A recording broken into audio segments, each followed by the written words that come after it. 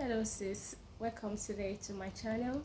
My name is Hannah, and today I'll be sharing with you something that happened to me not quite long ago, and it's how I lost my pregnancy. Yes, it was my first ever miscarriage, and it happened at 38 years. And in case you're joining me for the first time and you've ever had a miscarriage before, I just want to say so sorry about that. Sometimes you don't really know how those things are until you experience them. Yeah, mine was really, I don't know how to put it, but let me just tell you how it all started. At first, I didn't realize I was pregnant on time. Yes, so I had this target for the early years that I was working on. So I was constantly busy. I stay up late. I take a lot of coffee in the day just to keep myself awake, and I kept going. So I noticed that okay, I didn't see my period. I'm like, it's gonna come next month, because usually there are a lot of times my period will delay and then it will not show up again. So I'm like, oh fine, that is one of those things. So went on and on and on, and my dear, we got to the second month. I didn't see anything. At that point, I was already getting worried. Then the second month has already ended. So I just took all those pregnancy strip, and then I conducted a test. I was like, twice. I realized that I've been pregnant. Oh my god, oh my god. I I was excited.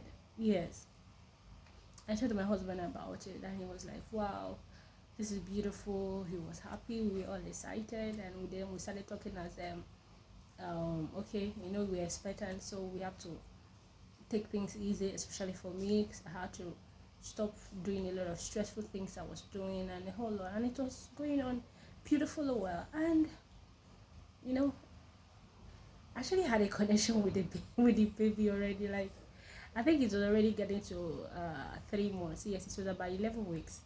So I've already given her a name. I already assumed. I don't know the sex, but because I wanted a girl, so I've already assumed that okay, this is gonna be a girl. So I got her a Hebrew name. I got her an Igbo name, and then I called my sister. I said, okay, I have a name for my girl. I'm like, okay.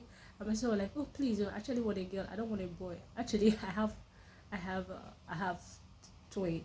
Yeah, my first pregnancy was twins. So this is supposed to be my second pregnancy. So you're like, oh, we don't want any boys again. We want somebody feminine in the house. Okay. So we were all excited. Everybody's thinking of okay, pinky things, pinky gift, pinky clothes, and all the rest. Then every day I wake up, I will speak to her. I'm like, hey, how are you today? How are you feeling? How are you? I hope you're good. I hope you're fine. I hope you slept well. I hope I didn't disturb you. We were having that kind of daily conversations every day, and it was getting excited. And one Saturday morning, I was washing. That Saturday I woke up so energetic. I don't know. Some days you just wake up feeling super energetic. That's how I woke up that day. I was so energetic. I was cleaning up the house. I was all over the place. I was even amazed at my energy. So I was like, oh, thank God. At least anytime I have this kind of energy, let me use it and do a lot of works that have been pending. So I brought out so many clothes. I started washing. Then I started to bathe my dog. Then I'm like, okay, today's going to be your bathing day. So while I was bathing the dog after washing the clothes, I just felt a huge cramp below my abdomen, like very below here, and it was so huge. And then I just did,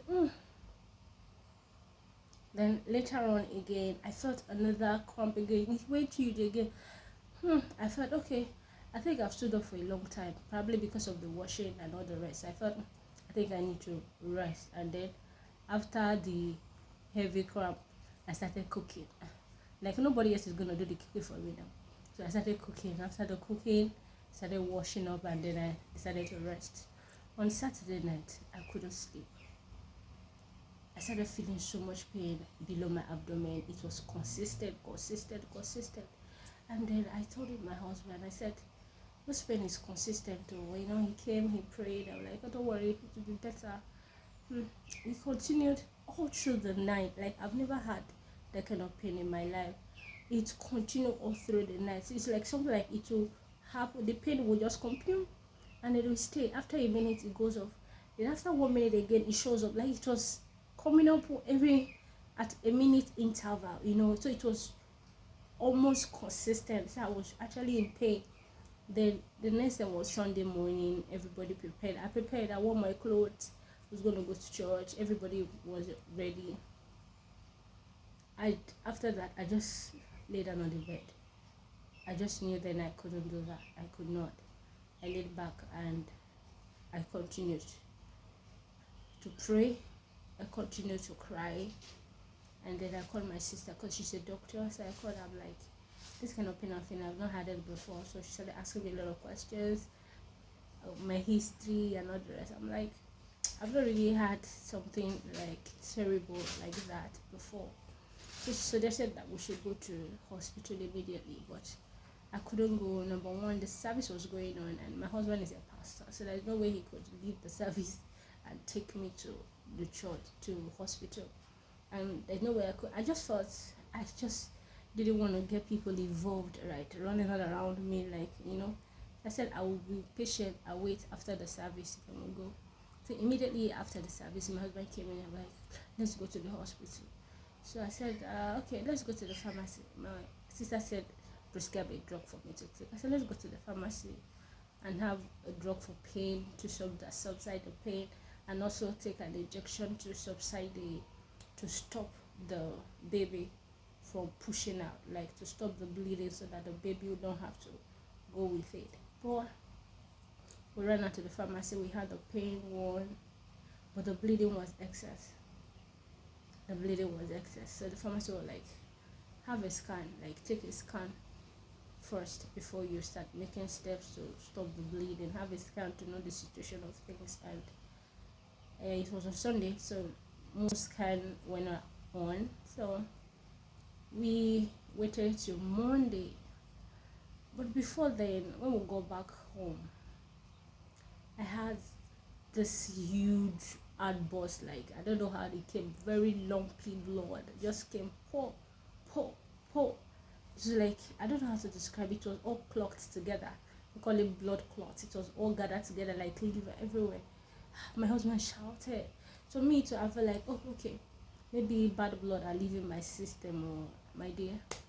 That was my own innocent thinking. No, I didn't know that something else was happening to me. And it was so much, like about 3 lumps, like big on the floor, on the pad, everywhere was messed up.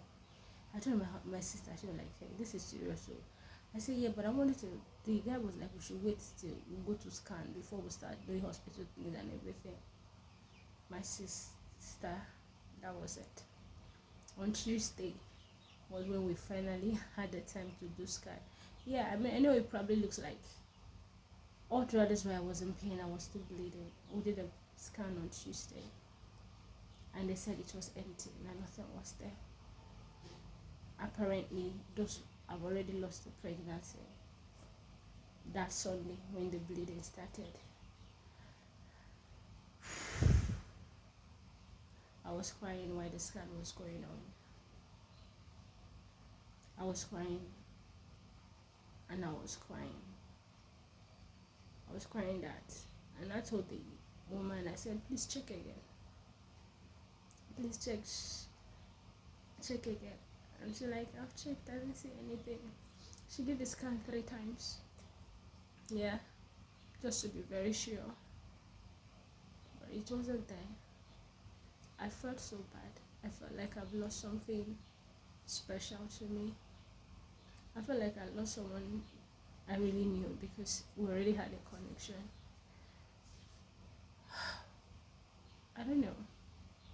I'm just making this video so that I could actually heal from that. And if you've ever had a miscarriage, I just want to let you know that it wasn't entirely your fault. Stop blaming yourself. Stop blaming your circumstance. Please. Sorry about it. I believe another one will come, and the next one that will come will stay. Please. Bye for now. I'll be sharing more to you how I overcome that and how I went past through that in the next video. But before then, please, I just want you to remain strong. You're gonna have your baby and it will stay and it will come forth at the right time, okay? I believe God for you, okay? Be strong, alright? It doesn't matter your age. Be strong. You're gonna have your baby safe and sound, okay? Please subscribe to the channel. I'm new and I hope we can grow together in this channel, talking woman to woman talk, okay? Bye for now.